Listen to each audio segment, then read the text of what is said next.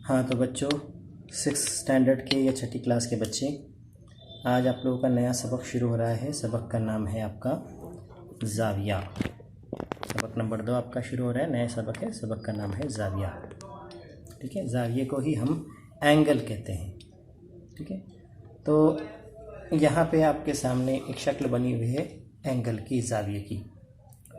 इसको देखकर आप समझ सकते हो, ज़ाविये की तारीफ समझ सकते हैं कि ज़ाविया जो है ये दो खतूत, दो क़तात या दो ज़िले जब एक ही मुकाम पर मिलते हैं तो ऐसे एक मुकाम पर मिलने की वजह से जो बनने वाली शक्ल है उसे हम ज़ाविया कहते हैं। इसको हम आम ज़बान के अंदर जो है वो कॉर्नर या कोना जिसको कहते हैं, ये कहा जाता है।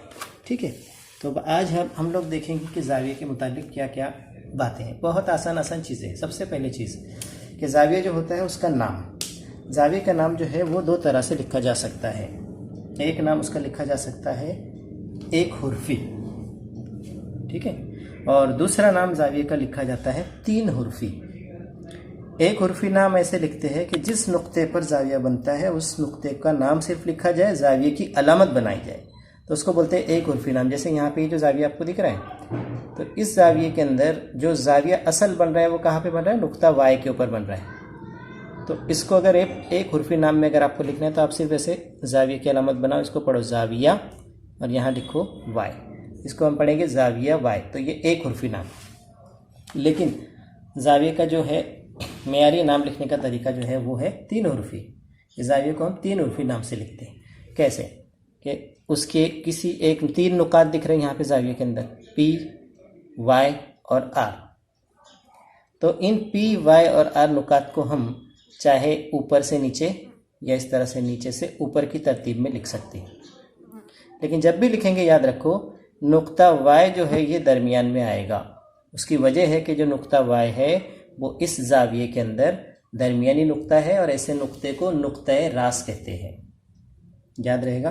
तो ऐसा समझ लो कि आपको 2 सवाल जो ऊपर दिए हुए उनके जवाब मिल गए यहाँ पे। कि पहला सवाल कि ज़ाविये का नाम, तो ज़ाविये का नाम हम कैसे लिखेंगे? मैं यहाँ पे लिखकर बतला रहा हूँ आपको कि ज़ाविया का नाम हम लिखेंगे ज़ाविया, इस तरह से ज़ाविया की अलामत बनाएंगे ज़ाविया पी वाई आर। ठीक है, तो हम लिखेंगे यहाँ पे ज़ाविया पी वाई आर। ये तो हमने लिख दिए ज़ाविये का नाम। ठीक है, अब इसके बाद है ज़ाविये का रास। मैंने अभी बताया कि ज़ाविया जिस नुक्ते पर बनता है असल नुक्ता, उस नुक्ते को नुक्ता रास कहते हैं। तो जब उसी तरह से बच्चों देखो यहाँ पर नीचे इंग्लिश के अंदर भी सवालात लिखे हुए हैं। तो उसमें देखो नेम ऑफ द एंगल में हम क्या लिखेंगे? जो जवाब यहाँ लिखा वो पहले सवाल का नेम ऑफ द एंगल हम लिखेंगे यहाँ पे। पहले सवाल का जवाब वो लिखेंगे angle P Y R. Okay, दूसरा सवाल ज़ाविये का रास। यहाँ पे दूसरा सवाल है vertex of the angle.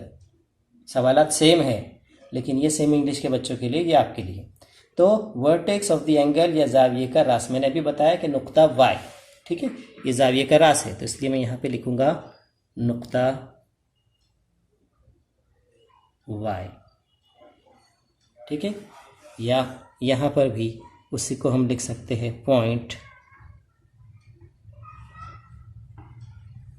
Y. अब आखिरी सवाल बचा ज़ाविये के ज़िले।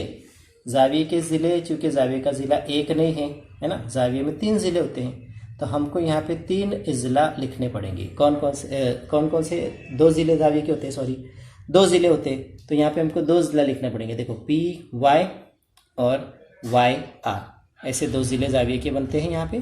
तो इसलिए हम यहाँ पे लिखेंगे P Y comma Y R, ये 2 ज़िले मिलकर एक जगह पे ज़ाविया बन रहा है। इसी तरह यहाँ पर भी लिखेंगे हम कि यहाँ पर साइड पी वाई और साइड वाई आर। इस तरह से ये हमने ज़ाविया की बुनियादी मालूमात हासिल की।